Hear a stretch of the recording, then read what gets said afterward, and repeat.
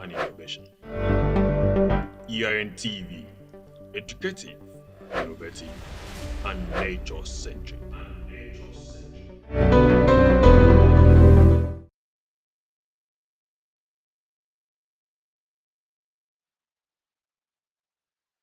Hello there, welcome to another edition of your favorite program on TV, Environmental Resort on EIN TV. My name is Ediong singing in Dunobong. And of course, you know how we do with it. It's always to bring you up to speed with what is happening around us within the climate change space, and of course, have some meaningful conversation with experts, with guests across board. And of course, you know that distance is never a barrier. With the aid of technology, we can reach you or bring in guests from whichever part of the globe, and that's how we roll, and that's how we keep putting the best out there for you to get information, get informed, get educated, and of course get entertained in the cause of adding value to what we do in the environment space.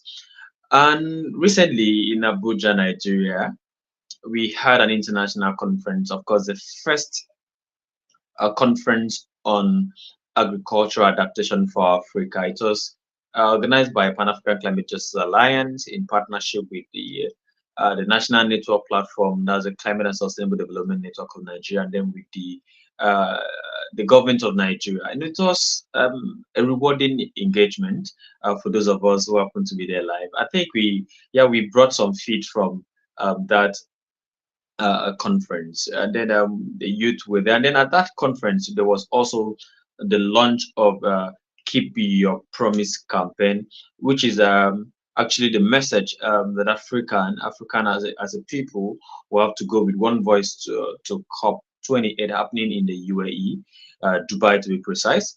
And we are looking forward to having a meaningful COP where beyond the promises, beyond the plenty talks, and all of that, we have them keep to their promise, especially with regards to um, uh, climate finance, and of course, looking into that they finance adaptation in Africa, because the people who cannot adapt cannot basically mitigate. So let's see how we can solve the issues of adaptation. Then we talk about mitigation, but the essence of that message is so that the global north, and of course the people, the key polluters, keep to their promises. So today, ahead of the COP, having talked about it, momentum is actually quite high. People are preparing, nations are preparing, and of course Nigeria, with their subnational government, are preparing to attend the 28th conference of party, which is built to hold in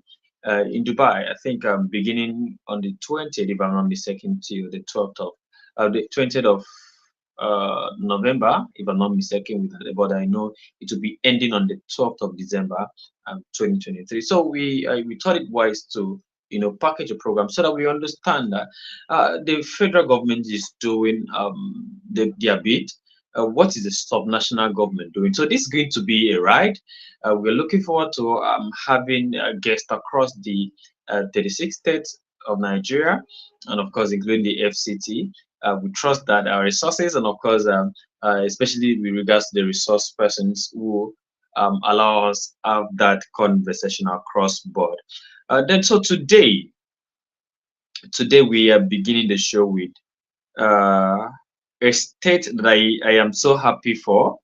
Having suffered some what the people cried to be bad leadership over time, but it happens in the past 6 months that God has eventually answered their prayer. So we are taking uh, our focus on this first episode of the series to Abia State, Nigeria, where we'll be having uh, an activist, a comrade, join us. So, ladies and gentlemen, to join us to share his thoughts on the Abia State climate change policy brief will be none other than Comrade Nelson Nwafor.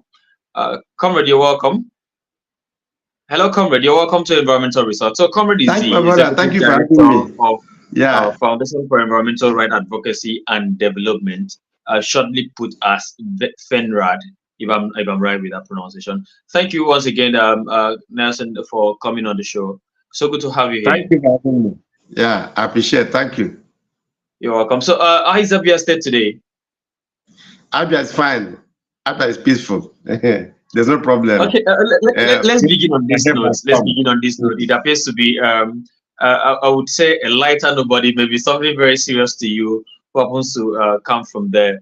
Over the years, there's been complaints here and there with regards to bad roads, bad governance, and people keep wondering, Abia State, Aba, Araria, they're making a whole lot of, revenue from there. How come that this economic hub is supposedly underdeveloped with bad roads and all of that? And then in the past couple of months, I'm not trying to praise the government of the day, it happens that the incumbent governor has come with some sort of relief. How is the spirit now over there in Abia with the current administration? Yeah, the spirit is high, and the people are appreciative of what the current government is doing. And government is the issue of continuity. Yeah, of The course. other government did some work, and this government continues. And why people are jubilating is because of there were key critical infrastructures. There were infrastructures that has lingered for so many years in the state, that has become depleted for some years, and the other government did a lot of engagement, but did not do full intervention on those critical infrastructures.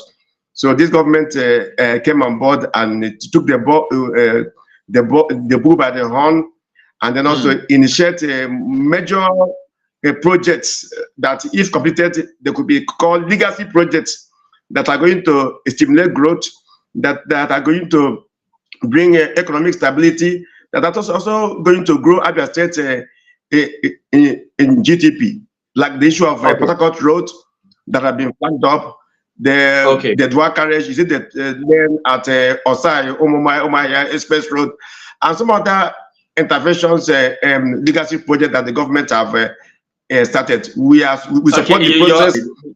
You're excited, Mr. Nwafor. Yes, I've noticed that you're quite excited because you're already just sounding like a spokesperson for the government, and you're numbering the project that the government is already embarking on.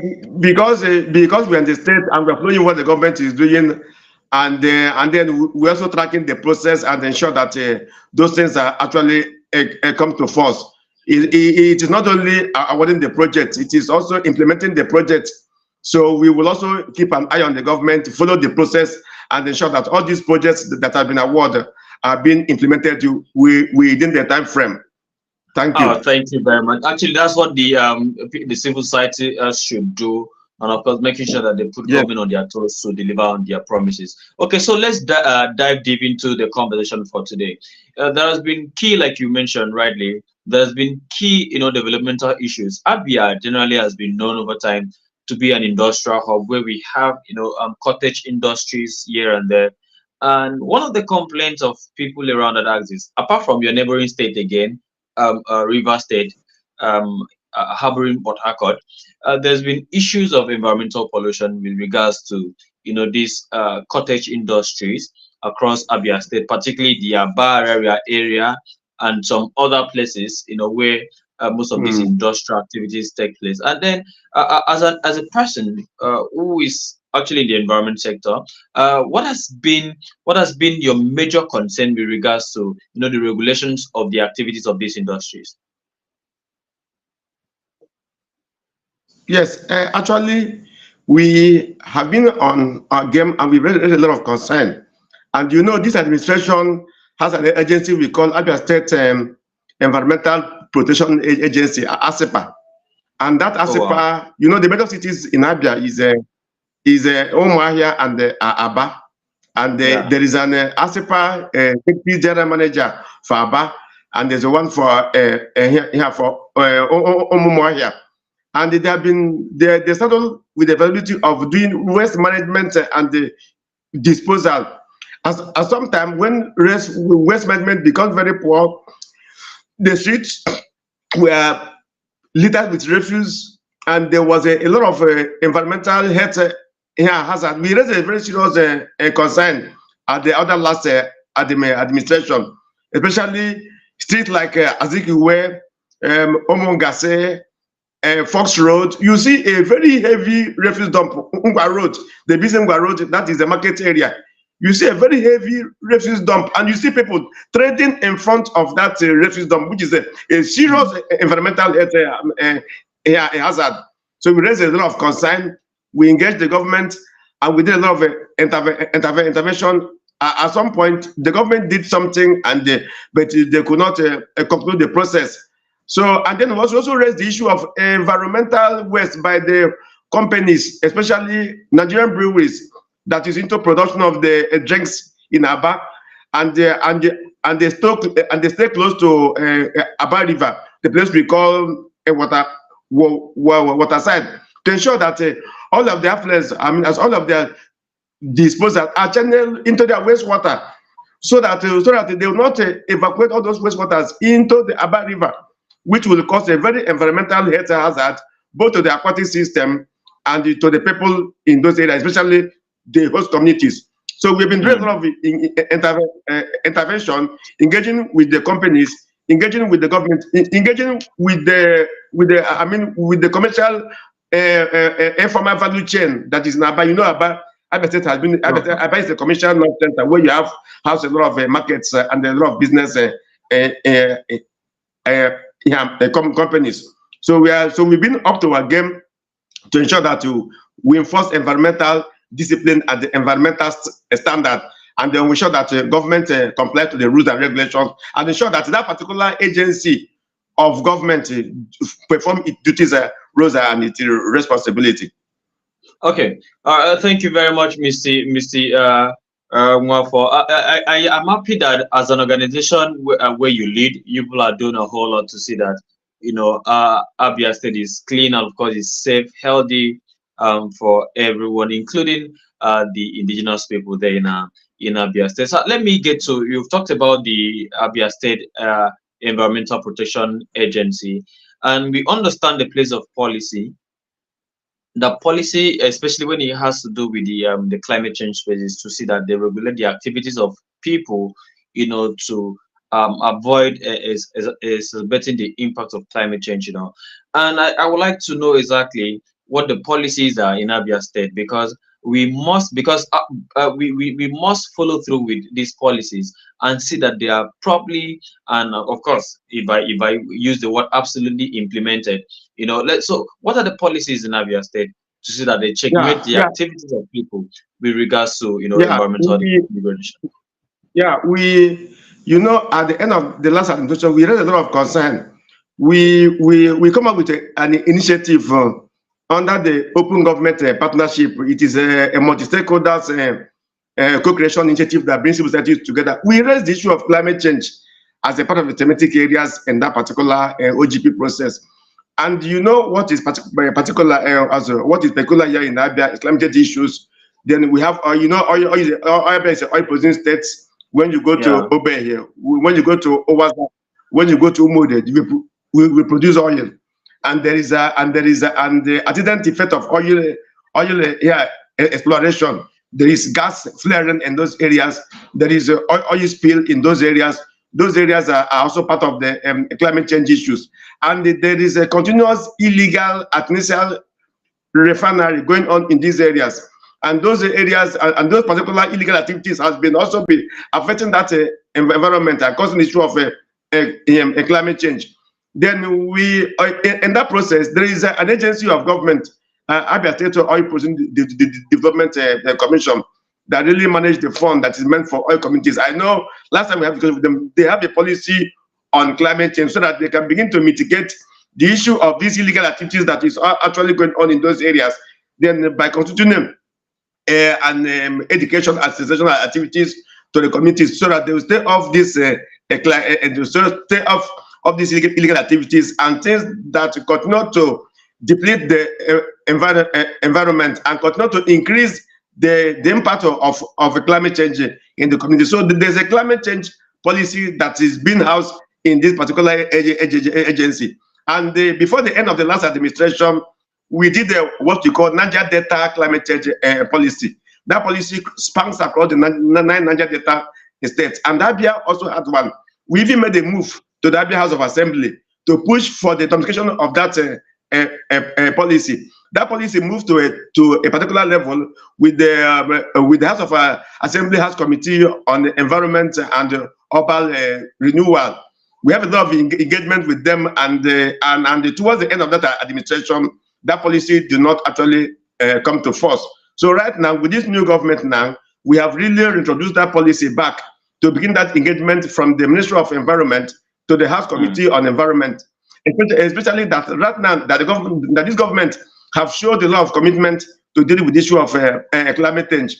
They have entered into a public-private partnership with an investor that's going to manage refuse disposal in Abia and and you know, as big as Abia is, especially Abia, the Commission Center refuse disposal has been a very serious challenge.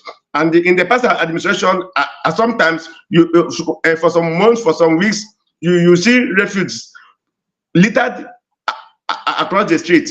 So this new government have also shown a lot of commitment by engaging private sectors, private investors who are going to support this refuse management. And there's also some interventions that is going on issue of climate change, like a tree planting campaign, and concocted issue of environmental standards in the primary schools. And there's a convention going on now that the state should organize a climate change summit where we bring stakeholders. We look at the issue of climate change that's affecting in the environment. Even when you go to Umunochi, other areas, there's a serious mining activities going on in these areas, and those areas are the impact of climate change. So there's a policy on ground, but we see how we're going to engage the government, harmonize the one we have, put together the one they have around, and then we will have a concrete policy draft that are going to address the issue of climate change and also environmental waste and waste management in the state. I love that. I love that. Thank you so very much. And I'm happy that you are on ground to follow up with all of these activities. So you mentioned two things which I'm going to do a follow up on. One is the OGP, that's the Open Governance document, right? Partnership. Yeah, partnership rather. Yes, is Abia State, has Abia State government signed on to the Open Governance Partnership? Abia State government signed on to Open Governance, yes, at the last administration. Oh wow! And I was the civil society non-state actor co-chair during that tenure of 1999 to 2012, when that state action plan come to an end. And at this administration, the government have also showed a lot of commitment to sustain that process. Even last 2 days, there was a meeting with the government, essay to the governor on the donor connection and CSO. He had a lot of elaborate stakeholders meeting with civil society groups, and everything is geared at working together, collaboration, co-creation, driving processes, driving change, transparency, inclusiveness, and ensuring that civil society contributes to the issues of governance. So the OGP process is in place in the state, and the government have also showed a commitment to drive the processes. But like I told you, we will try the implementation, and we shall ensure that government lives up to its promises and its social contract with the people. Okay. So thank you very much. I'm happy, because there are a lot of states that are yet to sign on to the OGP. Yes, states like Imo have not signed on. Abia has shown a lot of commitment right from the inception of the last administration, and this government have also sustained the same tempo by also assigning to the Open Government Partnership. But my actually concern about bringing OGP here is because of our commitment on climate change. Because you can see here in Abia, there's a lot of erosion issues, and these erosion issues are part of climate change.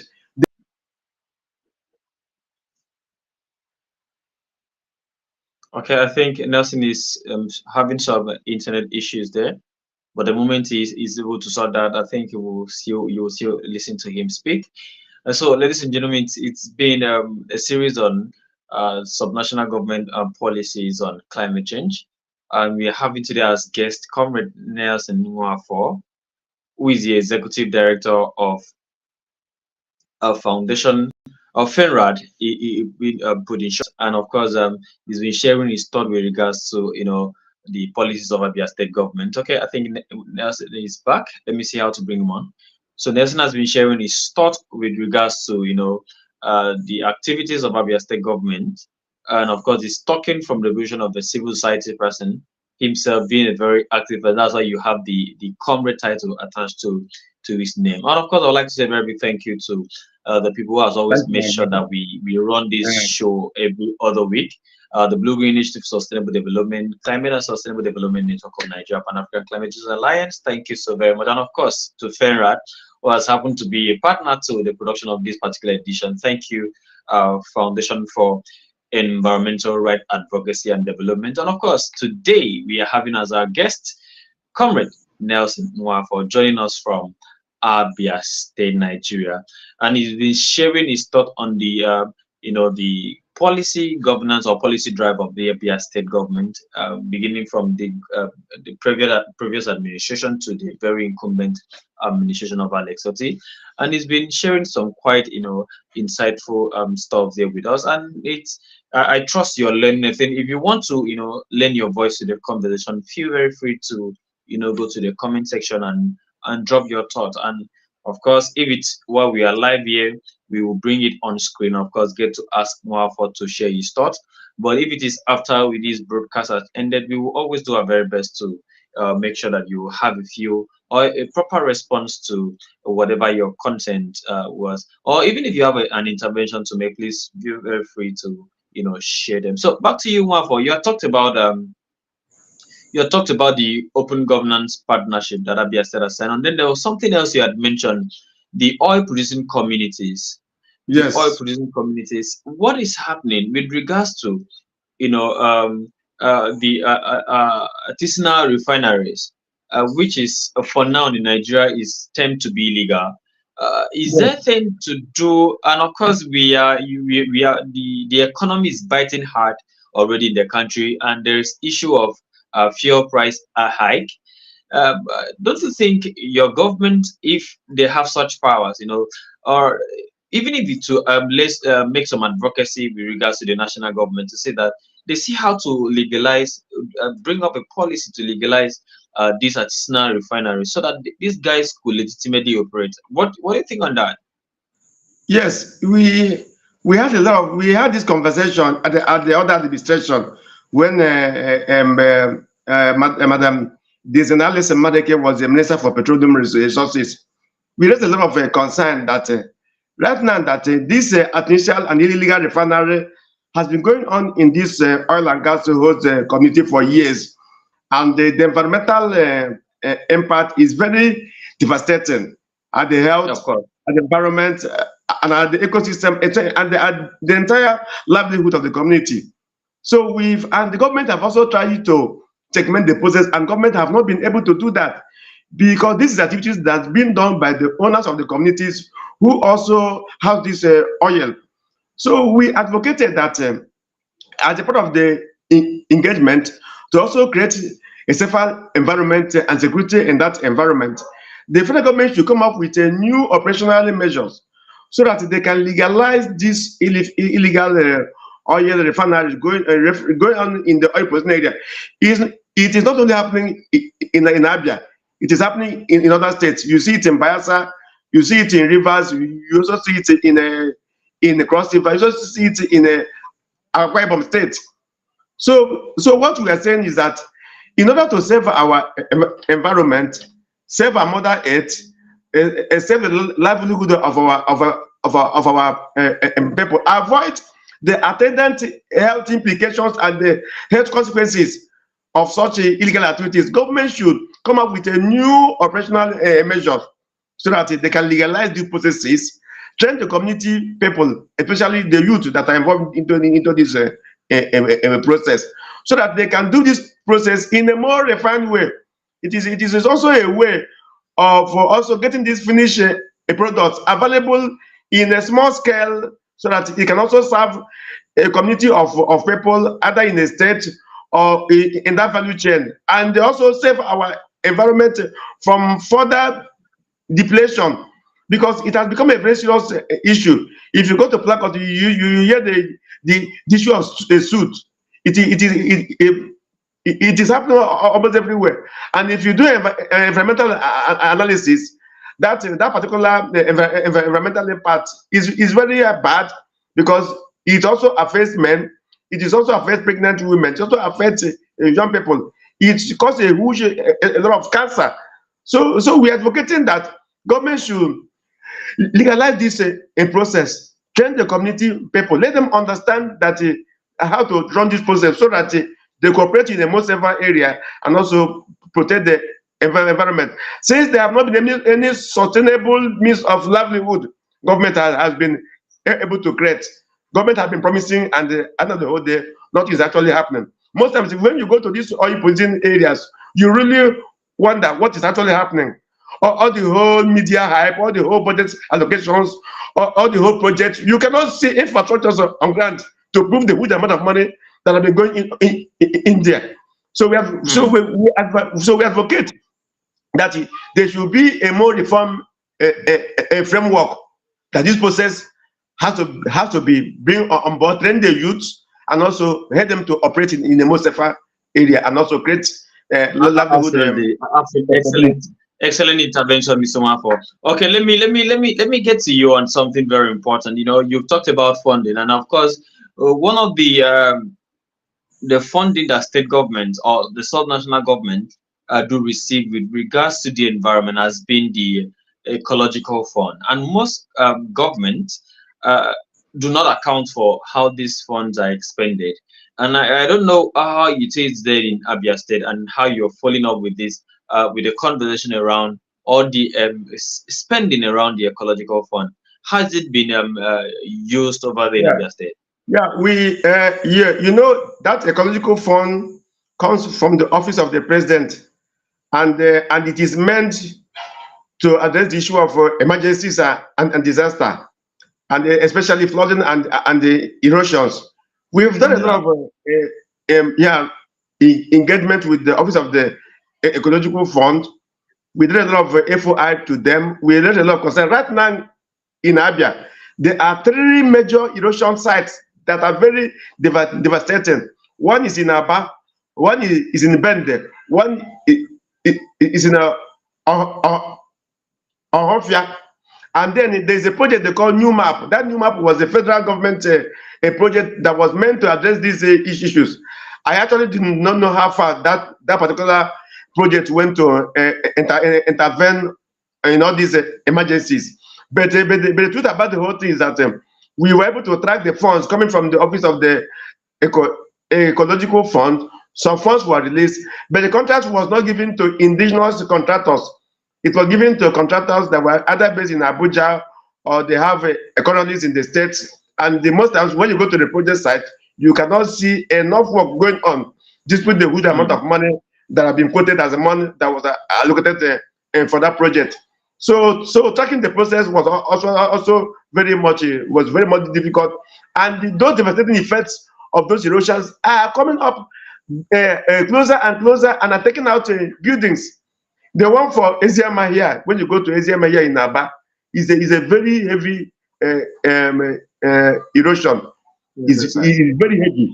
If you go to Ebema Hofia, that's my community, you will see a very heavy erosion. We've also raised a concern. We were concerned by the senator representing Abia North, the House of Rep members, and to the state government to come and intervene. And all these funds probably is domiciled in the office of the ecological fund at the presidency. So we will continue to push. We continue to engage the current National Assembly, House of Rep members, and the senator to see how they're going to draw funds from that ecological funds to handle all these natural emergencies. And also, it's also important that government should also look into it, because because it has become a very devastating issue in the state.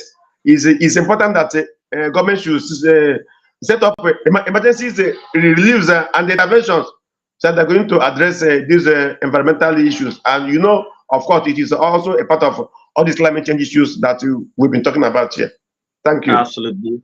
Absolutely, a lot of issues there. Talking about carrying on along the indigenous contractors, and of course, the issue of making sure reliefs are available. These are genuine. These are genuine issues faced by the Abians, or Abia people, as you may call it. And we trust that the authorities are listening or watching us live, or people that are connected to the authorities are watching this conversation. Of course, we'll get to see this conversation and perhaps take the requisite action to see that the people of Abia are safe from the devastating impact of climate change, and of course they have a sense of belonging, and of course their means of livelihood are protected. Okay, so Mr. Nwafor, let's get to, because I think I've taken more than I should have taken of your time. It is No, already you can go 6:35 on. I p.m. am free. I actually want to raise a lot of serious concern on the state, that the government should Okay. also be up. They should be up on the game on the refuse management and Yes, disposal. yes, but Refuse, hold on. I will give you time to talk more about that. But there's something very important. I would like you to share your thoughts. Recently, the governor of your state, His Excellency Dr. Alex Oti, talked mm, about the new seaport project in Abia. mm, And yeah, excellent. I like your lighting now. It's better off. Talked mm, about the new seaport in Abia, mm, and then some other. I think there's a place for refinery you mentioned, and then some yeah, other components. And uh, in this age, we are talking about leaving the fossil fuel on the soil or on the ground. Your governor is still talking about the refinery project, yes, and the seaport project, excellent project. But sir, how do we make this make sure that they are climate compliant? yes. That is Is there, that is the do you have access to the document with regards to the proposal of having that facility set up to make sure that they are compliant with all the environmental standards, especially it will not escalate the issues or impact of climate change? Hello, Afo, can you hear me? Hello, Mr. Wafo, can you hear me? yes, All yes, right, please. yes. Okay, can you hear me? Yes, I can hear you. Please go ahead. Okay. Yes, especially we would demand, we would like to find out the environmental impact assessment that was done on those projects, to ensure that before the starting of those projects, so that to ensure that they are environmental friendly, and the issues of climate change issues were also taken into consideration. But the truth about the whole thing is that we have been discussing about legalizing this illegal refinery in this oil producing area, and the government idea of setting up what you call a greenfield refinery, what you call it, mini refinery Refinery, man. in those areas, is a good directive, because right now government generates its revenue from the oil derivations, and you can see what is happening to Nigerian economy. So, and you cannot ask government to shut down the oil on the ground when there's no other means of livelihood that they will generate revenue. You saw what is happening in the country about the subsidy removal, how much money that is going into the government coffers, how the citizens are bearing the brunt of this removal. So government are trying to look at sector that they're going to increase their revenue, grow their economy, and then meet their state obligations. So the idea of this at least refinery in those oil producing areas is a good idea, so that we can bring those guys that are doing it into one cluster, bring them into one value chain, and also build their capacity. Look at the ways of the operation, especially create a legal framework that will guide the process of their appropriation. The project for the seaport is also a work of development, because you know a lot of marketers, a lot of importers are in the southeast. So where did they get their products? How did they bring in their goods?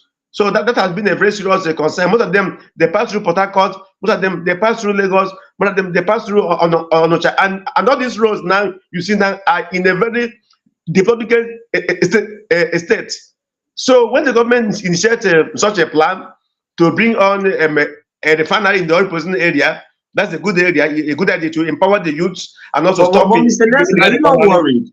Mr. Nelson, are you not worried that these are carbon emitting activities, and so you're supporting it 100% from the way you're sounding, but are you not worried that it's a carbon emitting activities that is going to be happening in areas? Yes, it's a carbon emitting, and that is actually why we are canvassing for a more refined process. Gradually, we will gradually move out of oil. Gradually move out of oil exploration. Yes, it's a carbon emitting, and it is also very and it is also worrisome how fossil fuel has been affecting our environment. Yes, we are also advocating for a more friendly and a more refined way of doing things. Okay, now fine. If we say government do not refine, do not do oil exploration, where are we going to get revenue to drive these policies?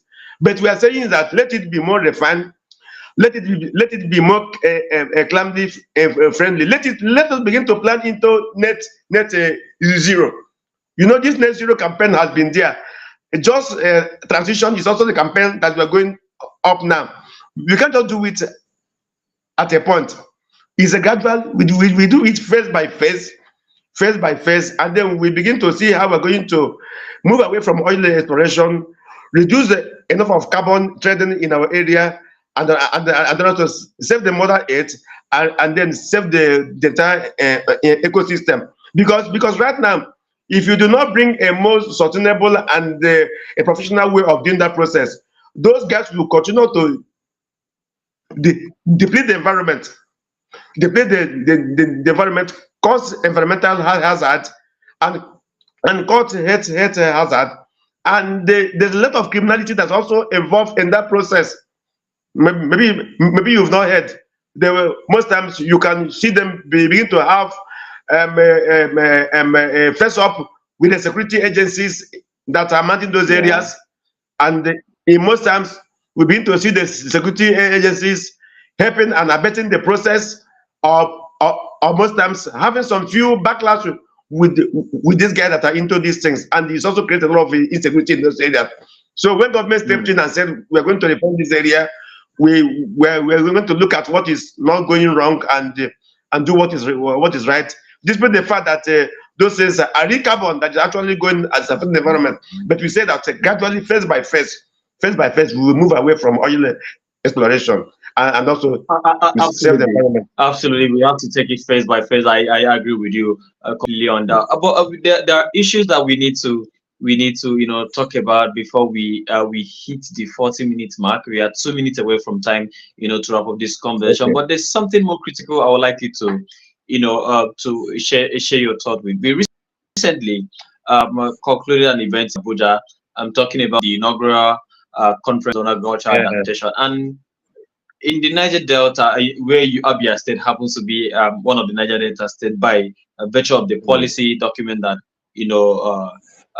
created the Niger Delta state. I would like you to just share your thought briefly on the issue of agriculture, how we can survive here in the south, particularly in Abia State, without causing more harm to the environment, or how we can adapt basically as a people who happens to be agriculturists, farmers, how we can survive as a people, given the biting impact of climate change.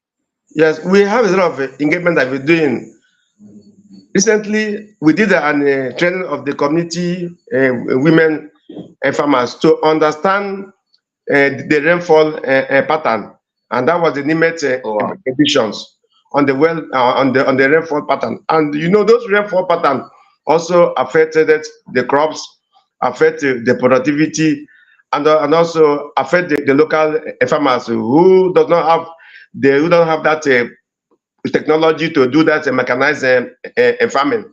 So we did was to build that capacity so that they can understand the rainfall pattern, know when to plant, know when to harvest, and also to increase their productivity. And I recently learned that the government also went to this far away Nasarawa state to do a learning program of the agricultural practice in that particular state, so that they can come to Abia and begin to replicate it. Abia here have a lot of farmers in the whole value chain. We have cassava farmers, we have rice farmers, we also have cocoa farmers. We even have what is rubber. We have a very huge rubber at Abam in Bend, the LG of Abia State.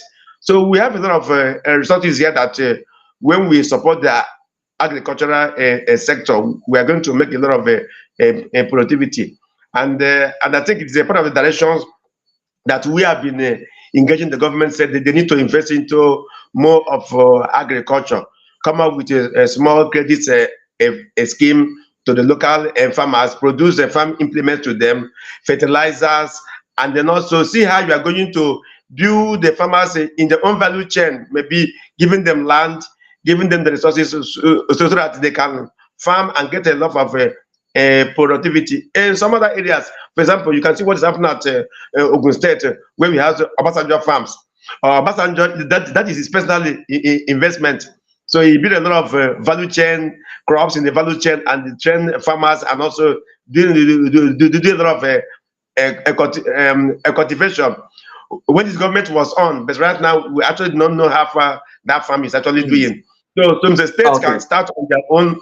The state can also get a land, bring farmers in the various value chain, build their capacity, give them the whole farm implement that they need, and also ensure that there is a food sufficiency and they have a very heavy harvest.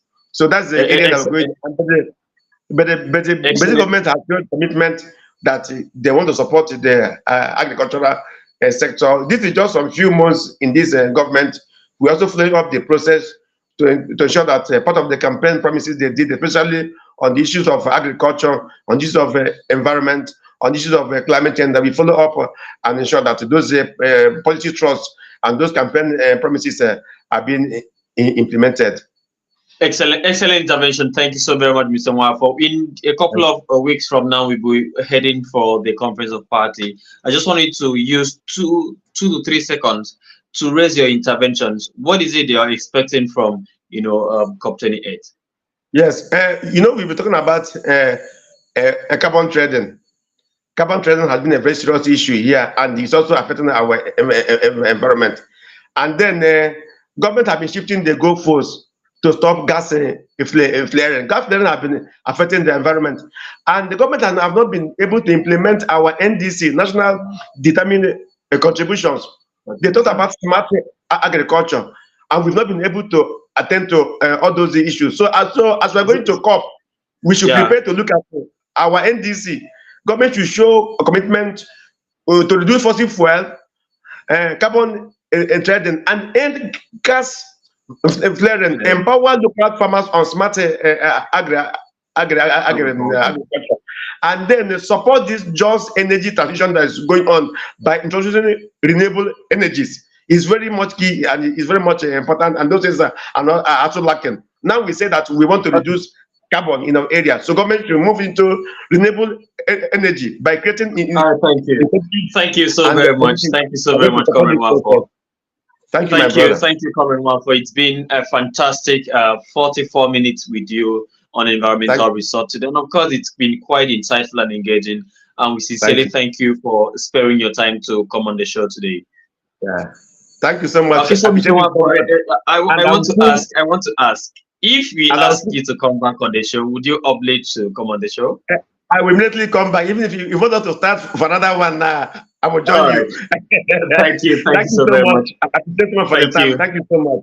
Thank you, Mr. Nwafor. We sincerely appreciate you for sparing your time to come on the show. Thank you. Oh, ladies and gentlemen, today we had the Executive Director of Environmental Right Advocacy Foundation and Development, rather, FENRAD in short, Mr. Nelson Nwafor. If I call him mistaken, I think I may have a problem. Comrade Nelson Nwafor, who joined us today from Abia State, Nigeria, where we are having the conversation around the subnational policy drives for climate change. And this is just the first on this series. We are looking forward to having a conversation across the 36 states in Nigeria, including the FCC. So we are looking forward to hosting persons across the country, and of course we see how in the same vein we could have conversation around the preparation towards the conference of Party 28 that is happening in the UAE. So today we want to thank you sincerely, partners, and of course the people that has always made sure that we have this show running every other week. Thank you, Blue Green Initiative for Sustainable Development, Blue Green Initiative for Sustainable Development. Thank you, Climate and Sustainable Development Network. Thank you, Pan African Climate Justice Alliance, and thank you to FENRAD, for making sure that we have this conversation today, and of course that we hosted the Executive Director, Foundation for Environmental Rights Advocacy and Development. Thank you, and thank you, indeed, and thank you especially to our guest who spared its time. He had a very hectic day, but he made sure that he rushed to a place of convenience to have this conversation. And thank you again, especially to you who always watch our shows to make sure that we keep coming back to your screen to give you the right information with regards to the environment. Thank you so very much. And this will be the size of it today on Environmental Resort. My name is Ediong Ndunnobong. It's always a pleasure being your host, and we trust that you had value for this 46 minutes that we spent with you. Thank you so very much for being a part of the show tonight. Good night. This is EIN TV, your one-stop TV space for conversations around nature, societal issues, education, business, and innovation. EIN TV,